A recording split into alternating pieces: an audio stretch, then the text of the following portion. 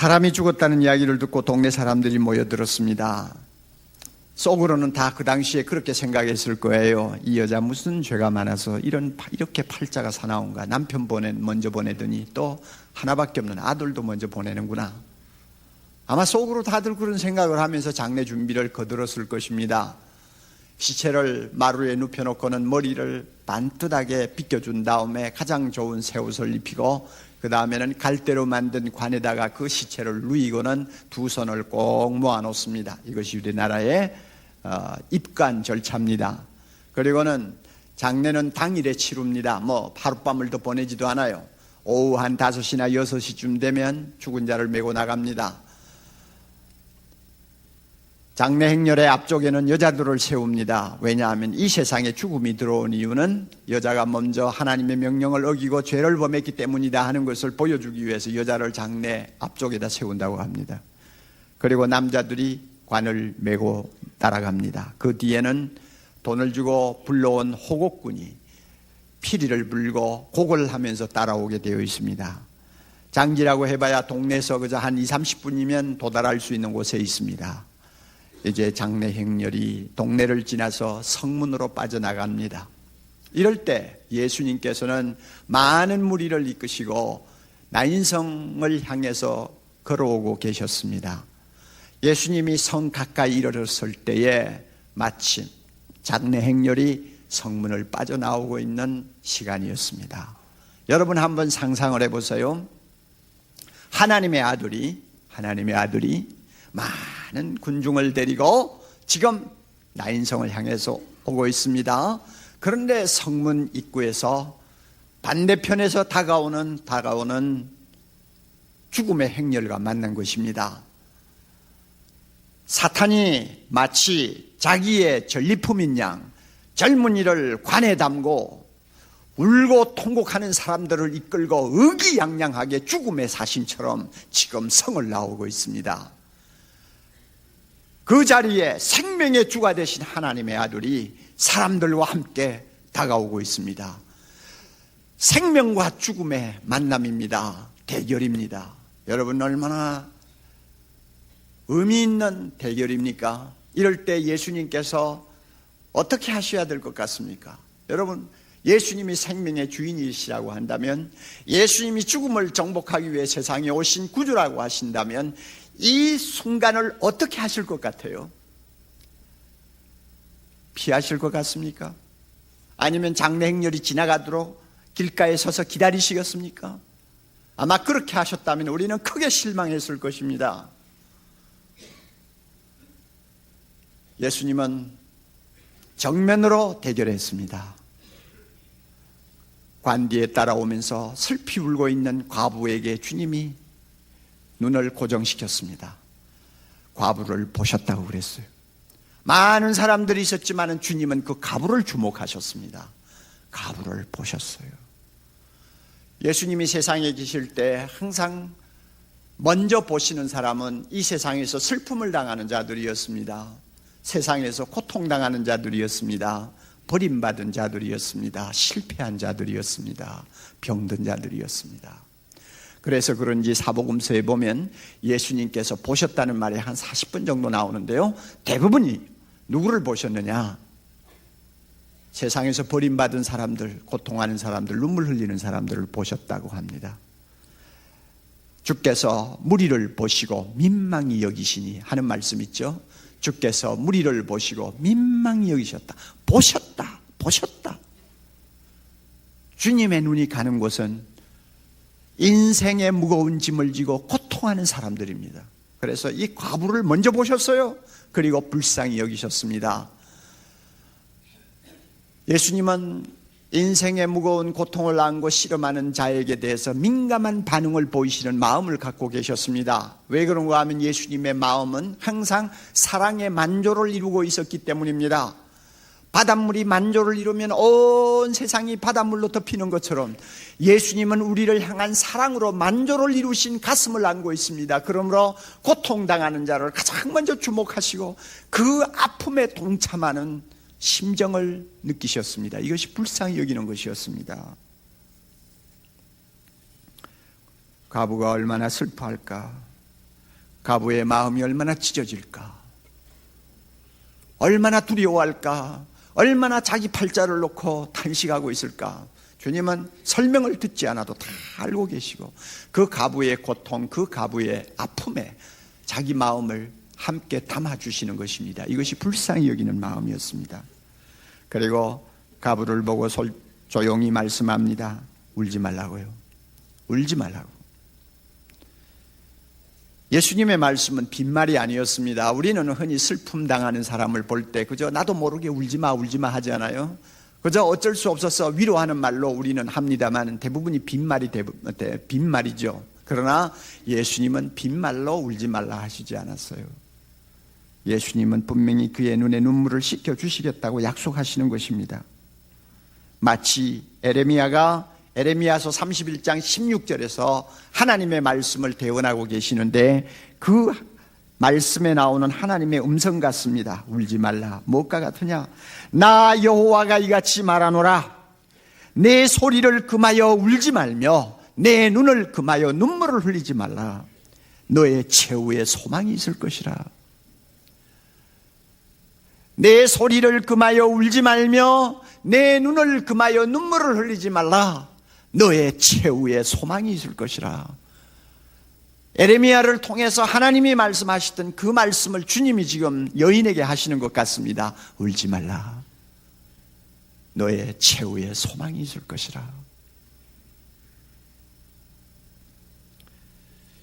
그리고는 예수님께서 관에 손을 대시니까 걸어가던 자들이 걸음을 멈추었습니다. 그리고 주님이 명령하셨어요. 청년아, 내가 네게 말하노니 일어나라.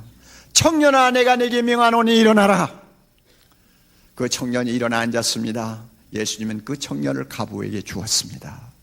그래서 그 가부의 눈물이 기쁨이 되게 하셨고 그의 슬픔이 춤이 되게 하셨습니다. 우리 예수님 그렇게 해서 그 가부를 위로하셨습니다. 자, 여러분, 오늘 우리는 이 본문의 내용을 읽으면서 아름다운 사건이요, 아름다운 이야기라고 느끼게 됩니다. 그렇다면 이 본문에 담긴 사건과 주님의 말씀이 오늘을 사는 우리에게 어떤 교훈을 주는 것일까 하는 생각을 하게 됩니다. 우리 중에는 남편 먼저 보내고 하나밖에 없는 아들까지 잃어버리고 슬픔에 젖어 있는 과부와 같은 사람은 별로 없을지도 모릅니다.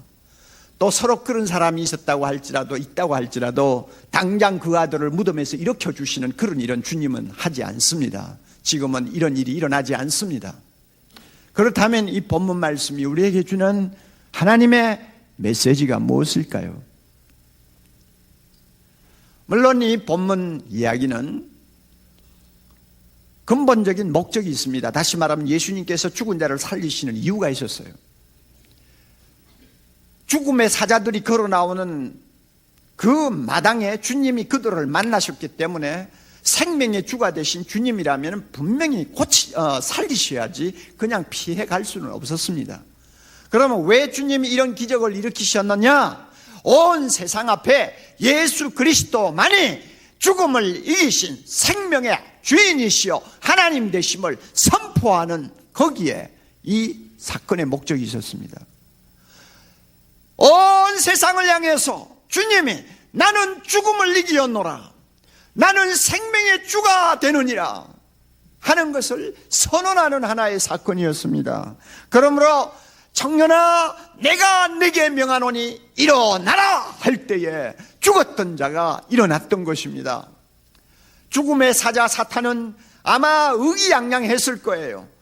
그 청년의 시체를 끌고 나올 때는 자기만이 이 세상에서 가장 힘있는 군주라고 생각을 했을 것입니다. 그러나 예수님을 만났습니다. 예수님이 청년아 일어나라 할 때 사탄은 아무 손도 쓸 수가 없었습니다. 청년을 붙들 수도 없었고 그 청년을 죽음에 그대로 묶어둘 수도 없었습니다. 주님이 명령하자 청년은 죽음을 이기고 일어났습니다. 사탄은 항복하고 말았습니다. 로마서 14장 9절, 예수님은 죽은 자와 산 자의 주가 되신다고 선언하셨습니다. 할렐루야! 죽은 자와 산 자의 주가 되십니다. 계시록 1장 18절, 예수님은 세세토록 살아있어 사망과 음부의 열쇠를 가지신 분이라고 말씀합니다. 요한복음 11장 25절 26절 주님이 친히 선언하셨습니다. 나는 부활이요 생명이니라. 나는 부활이요 생명이니라. 나를 믿는 자는 죽어도 사느니라. 무릇 살아서 나를 믿는 자는 영원히 죽지 아니하리라. 할렐루야. 주님이 이렇게 선언하셨습니다.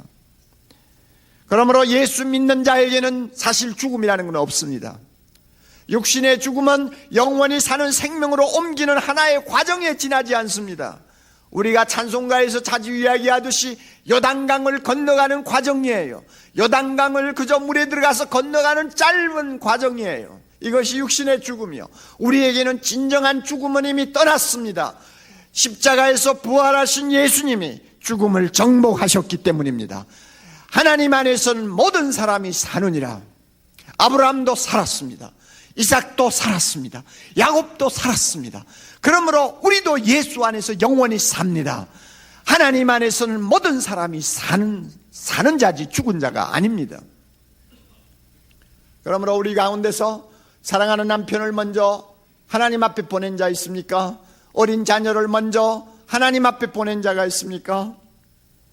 우리는 인간으로 슬퍼할 수밖에 없지만 믿으세요.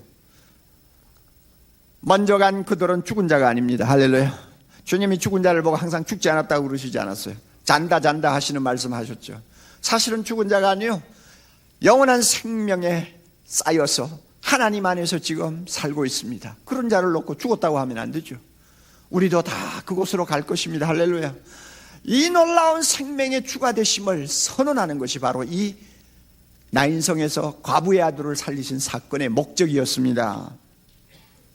우리 중에 아직도 예수를 믿지 아니하는 형제자매들 이 자리에 계십니까? 여러분 죽음 문제를 어떻게 해결하고 남은 생을 살려고 합니까? 여러분은 죽음에 대해서 어떻게 생각하시나요? 그 문제를 해결하지 않냐고 여러분이 인생을 마음 놓고 살 수 있나요? 예수 믿으세요. 예수 믿으시고 산자와 죽은 자의 주가 되시는 그분 앞에 여러분의 인생을 맡기세요. 거기에 죽음을 정복하는 승리가 있습니다. 자, 그럼 여러분, 나인성 가부의 아들을 살리신 기적이 주는 메시지는 예수 그리스도가 생명의 주가 되신다는 이것 하나뿐이겠습니까? 아직도 세상을 우리는 수십 년 더 살아야 될지 모릅니다. 앞으로 우리가 이 세상을 살 동안 이 나인성 가부의 아들을 살리신 이 귀한 말씀이 주는 교훈이 있어야 하지 않겠어요? 분명히 현실적으로 우리가 받아야 될 메시지가 있다고 생각합니다. 두 가지로 말씀을 드리겠습니다. 첫째로는요, 울고 있는 과부를 눈여겨보시던 주님은 오늘도 우리가 울고 있을 때 우리를 주목하신다는 것입니다. 우리 중에 한 번도 눈물을 흘리지 않고 세상을 살아보신 분이 있어요?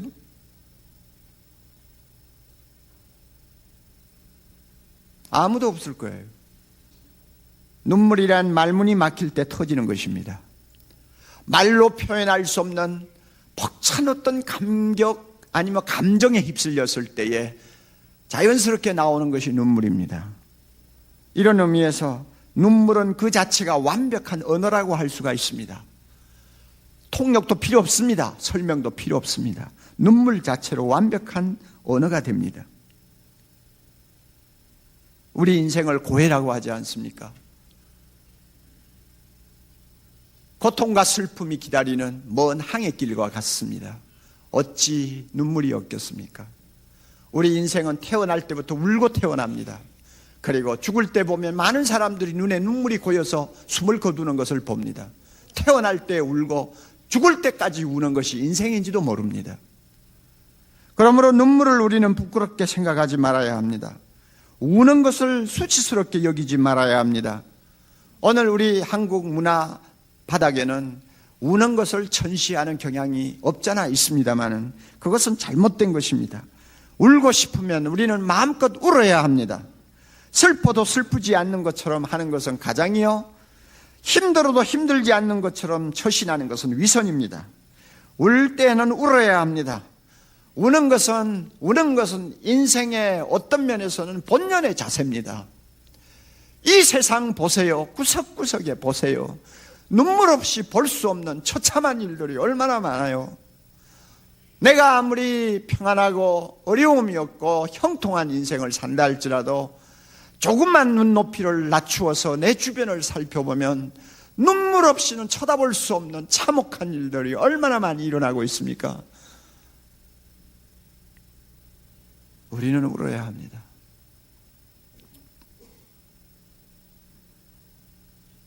나라를 빼앗기고 일제강점하에서 고달픈 신앙생활을 하던 우리 조상들은 교회당에 모였다 하면 울었습니다. 하나님 앞에 무릎 꿇고 통성기도 한다고 하면 통성기도가 아니라 그것은 통곡이었습니다. 6.25 사변이 터져서 비참한 하루하루의 삶을 연명해 나가던 우리 부모들, 조상들은 교회는 우는 장소인 줄 알았어요. 하나님 앞에 가는 것은 바로 울기 위해서 가는 것이라고 그들은 생각했습니다. 예배 시간은 울음바다가 되는 일은 그저 다반사였습니다. 설교를 듣고 은혜 받아 우는 것보다도 정말로 인생의 무거운 짐이 너무너무 괴로워서 그 슬픔과 그 한을 풀어놓을 데가 없어서 예수님의 이름을 부르면서 울고 찬송하면서 울고 기도하면서 울고 서로 붙들고 울고 그러면서 위로를 받았고 그러면서 주님의 손길을 체험했습니다. 그 힘 가지고 세상을 살았어요. 우는 것은 부끄러운 것이 아닙니다. 주님은 우리의 눈물을 귀히 여기십니다. 우는 자를 주목하십니다. 우리 가운데서 남모르게 우는 사람 많을 거예요. 믿으세요. 여러분이 울고 있을 때 주님이 여러분을 주목하십니다. 보십니다. 둘째로 우리가 또 받을 메시지가 있습니다. 지금도 주님은 우리를 향해 울지 말라고 위로하신다는 것입니다. 여러분, 갈대를 아세요? 강기슬에 많이 자라는 풀입니다. 다른 풀과 비교가 안 될 정도로 키가 큽니다.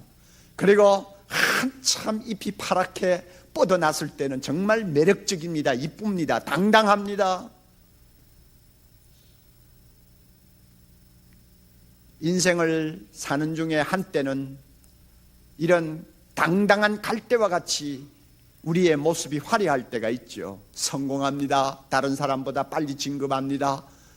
가정이 평안합니다. 젊음의 아름다움을 가지고 마음껏 즐길 수 있는 여건이 마련되어 있습니다. 모든 사람이 나를 보고 부러워합니다. 당당한 갈대죠. 그러나 어느 날 모르게 그 갈대가 상하고 그 다음에는 꺾여버립니다. 여러분 가운데 상한 갈대와 같은 모습이 자기 신세라고 생각되는 분 계세요? 꺼져가는 심지가 뭔지 요즘 전기불 밑에서 사는 사람은 잘 모르죠. 그러나 저와 같은 나이에 있는 사람은 다 압니다. 기름이 점점 말라 없어지든지 심지가 너무 타가지고 오래돼서 못 쓰게 되면 불을 켜놔도 이 불꽃이 점점 적어집니다. 이제 문만 살짝 열어서 바람만 들어오면 꺼져버립니다. 등잔 위에 꺼져가는 심지 무엇입니까? 죽음 직전이에요. 죽음 일보 전이에요. 소망이 별로 없는 존재예요. 한때는 당당하고 한때는 모든 사람 앞에서 자랑스러운 모습이었지만 이제는 꺼져가는 심지와 같아. 조금만 바람이 불면 이제는 다시는 일어날 수 없는 존재가 되기 앙성맞춤인 나약한 모습, 이게 꺼져가는 심지예요. 상한 갈대와 같은 사람들, 꺼져가는 심지와 같은 사람들 우리 중에 없잖아 많이 있습니다. 이런 사람들은 지금도 눈물을 흘리고 있습니다. 아무도 보지 않는 곳에서 울고 있습니다. 어쩌면 실컷 울고 싶은 곳을 더 찾아가고 싶은 마음의 충동을 가지고 있을지 모릅니다. 남자고 여자고 이것은 구별이 없습니다. 그런데 여러분 또 하나 보세요. 갈대가 상해가지고 꺾이면요, 사람들은 그 갈대에 대해서 신경 안 씁니다. 아무 신경 쓰지 않고 밟고 지나갑니다. 꺼져가는 심지에 아무도 신경 안 씁니다. 꺼지든지 말든지 그대로 방 구석에 밀쳐 놓습니다. 우리가 세상에 살다가 어떻게 돼서 40대에 꺾이든지 50대에 꺾이든지 아니면은 30대에 갑자기 일찍 상한 갈대처럼 꺾여버리고 등잔의 심지처럼 꺼져버리면 얼마나 세상이 야박한지 여러분 체험해 보셨어요? 사람들은 쌀쌀맞게 등을 돌립니다. 비정하게 우리를 밟고 지나갑니다. 이게 세상입니다. 이런 것을 체험하시고 계시나요? 그러나 우리 예수님은 다릅니다. 마태복음 12장 20절 주님이 이렇게 말씀하셨습니다. 주님은 상한 갈대를 꺾지 아니하신다. 주님은 꺼져가는 심지를 끄지 아니하신다. 주님이 말씀하셨습니다. 상한 갈대와 같은 우리를 보시고 주님은 말씀합니다. 울지 말라고요. 내가 내 눈물을 씻겨주겠다고요. 꺼져가는 심지와 같은 우리를 보시고 주님은 우리 등에 손을 얹으시고 속삭여 주십니다. 울지 말라고요. 내가 너를 위로해 주겠다고요. 주님이 말씀합니다. 그러면 정말 주님이 우리를 위로하십니까? 우리의 눈에 눈물을 씻겨 주실까요? 어떤 방법으로 우리의 눈에 눈물을 씻겨 주실까요? 과부의 아들처럼 당장 무덤에서 우리 죽은 아들을 살려 주실까요? 그런 일은 일어나지 않습니다. 그렇다면 어떤 방법으로 우리의 눈에 눈물을 씻겨 주시고 우리로 하여금 위로하실까요? 성경 전부를 놓고 우리가 검토를 하면 딱 두 가지 답이 나와요. 이 세상에 살 동안 울고 있는 우리를 주님이 울지 말라고 하시면서 위로하시는 방법이 무엇인가? 두 가지 답이 나와요. 하나는요, 히브리서 4장 16절이 답이에요. 그러므로 우리가 긍휼하심을 받고 때를 따라 돕는 은혜를 얻기 위하여 은혜의 보좌 앞에 담대히 나아갈 것이니라. 그러므로 우리가 긍휼하심을 따라, 중요한 말씀, 그 다음에 때를 따라 돕는 은혜를 얻기 위하여. 때를 따라 돕는 은혜가 있습니다. 때를 따라 돕는 은혜라는 말을 바꾸면 내가 필요할 때마다 도와주시는 은혜가 있다는 말입니다. 주님은 내가 필요할 때마다 도울 수 있는 은혜를 준비하고 계십니다. 그래서 우리가 기도로 주님 앞에 나아가면 항상 필요를 따라서 우리를 위로해 주시는 주님의 손이 있음을 믿으시기 바랍니다. 여러분 체험하셨어요? 제가 이런 체험을 여러분에게 하나하나 설명을 하려면 시간이 없어요. 분명히 좋으신 우리 주님은 울고 있는 우리를 주목하시고 우리의 눈물을 소중히 여기실 뿐만 아니라 울지 말라고 하신 다음 우리의 문제가 어디 있는가를 아시고 때를 따라 필요한 은혜를 그때그때 적절하게 허락해 주시면서 우리의 눈에 눈물을 씻겨 주심을 믿으시기 바랍니다. 또 하나 방법이 있어요. 로마서 8장 28절입니다. 우리가 알거니와 하나님을 사랑하는 자 곧 그 뜻대로 부르심을 입은 자들에게는 모든 것이 합력하여 선을 이루느니라. 중요한 말씀입니다. 모든 것을 합력하여 선을 이루심으로 하나님은 우리의 눈에 눈물을 씻겨주시고 위로하신다는 것입니다. 모든 것이 합력하여 선을 이루게 하는 것은 굉장히 큰 그림입니다. 이거는 우리가 금방 몰라요. 자, 여러분 한번 보세요. 내가 어떤 어려운 인생의 풍랑을 만났다고 합시다. 정신을 차릴 수가 없어요. 1년이 가도 2년이 가도 3년이 가도 문제 해결은 되지 않아요. 아무리 기도해도 하나님은 들어주시는 것 같지를 않아요. 어떤 때는 하나님이 계시지 않는다는 의심에 막 시달릴 때도 있어요.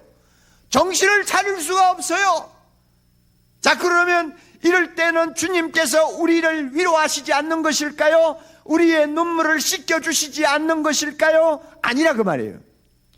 내가 지금 정신을 차릴 수가 없고 해답을 얻을 수가 없지만은 모든 것을 합력하여 선을 이루게 하시는 큰 그림을 하나님이 갖고 계신다는 것을 우리가 주목해야 합니다.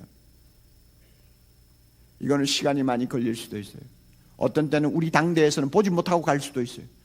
그러나 하나님께서는 우리를 위하여 아름답고 선하신 큰 뜻을 가지고 큰 그림과 계획을 갖고 우리를 다루고 계신다는 거 믿으면 우리의 눈의 눈물을 우리는 씻을 수가 있습니다.